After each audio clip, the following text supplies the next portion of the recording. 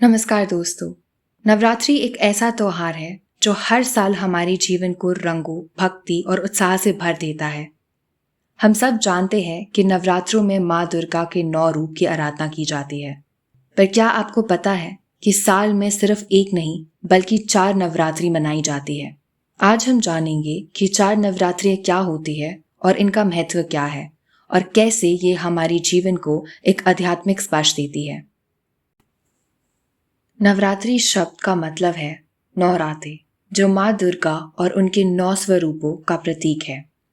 हर दिन माँ का एक अलग रूप की पूजा होती है, जिसमें शक्ति, साहस, करुणा और भक्ति का पाठ मिलता है। जब हम नवरात्रे मनाते हैं तो हम अपने अंदर की असुरी शक्तियों को नष्ट करते हैं और नई ऊर्जा पाने का संकल्प करते हैं। सबसे पहले बात करते हैं चैत्र नवरात्रि की, जो मार्च से अप्रैल में आती है। यह वसंत ऋतु का प्रतीक है, जब प्रकृति नए जीवन से खिल उठती है। इस नवरात्रि के अंत में रामनवमी आती है, जो भगवान श्री राम के जन्म का पर्व है। खासकर उत्तरी भारत में ये बड़े उत्साह से मनाया जाता है। इस दौरान लोग नए बीज बोते हैं, नए फसल का आगमन होता है और माँ से समृद्धि की प्रार्थना की जाती है। गरबा, डांडिया, रंग बिरंगी सजावट और भजन कीर्तन से इस नवरात्रि को और भी खास बनाया जाता है। अब बात करते हैं सबसे मशहूर नवरात्रि की, जो सितंबर से अक्टूबर में आते हैं। यह वही नवरात्रि है जिसमें सबसे ज्यादा माना जाता है, जो दशहरे के दिन समाप्त होते हैं। कथा के अनुसार इस समय माँ दुर्गा ने महिषासुर नामक असुर का वध किया था। यह असुर दुनिया पर राज करना चाहता था, लेकिन माँ ने अपने चंद्र घंटा और कात्यायनी रूप धारण करके उसका संहार कर दिया। इसीलिए शरद नवरात्रि को बुराई पर अच्छाई की जीत का प्रतीक माना जाता है।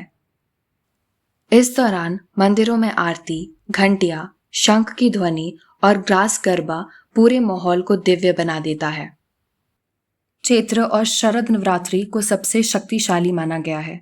इन दिनों माँ की ऊर्जा अपने चरम पर होती है, इसीलिए इन नवरात्रों को सब पूजते हैं, ताकि माँ की शक्ति, कृपा और आशीर्वाद उनके जीवन में समृद्धि और शांति लेकर आए।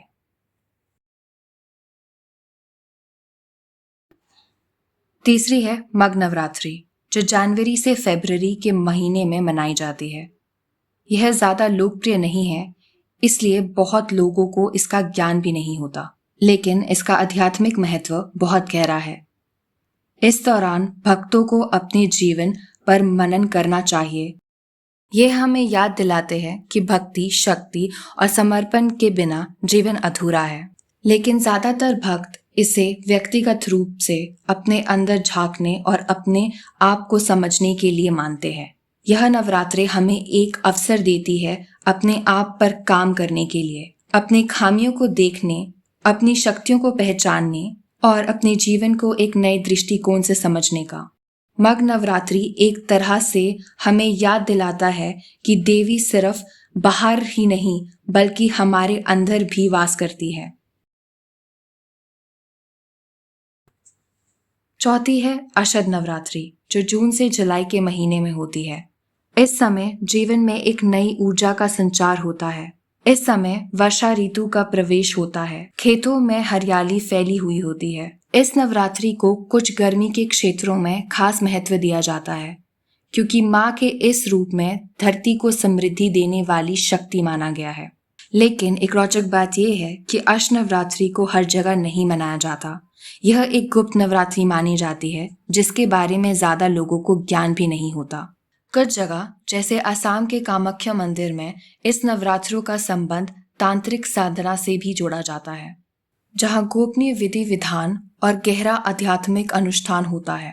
इसलिए आषाढ़ नवरात्रि कुछ जगहों पर लोक उत्सव है और कुछ जगहों पर गुप्त उत्सव। 4 नवरात्रे साल के 4 अलग अलग अवस्था में माँ की शक्ति को आह्वान करते हैं।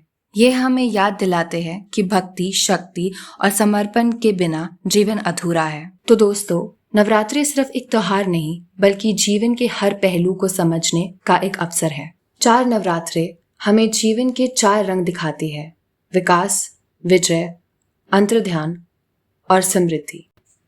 हर नवरात्रि एक नई शक्ति और एक नई प्रेरणा लेकर आती है। इस बार जब आप नवरात्रि मनाएं तो माँ से ये प्रार्थना करें कि वो हमें शक्ति और साहस दे ताकि हम अपने जीवन को और सुंदर बना सके। जय माता दी।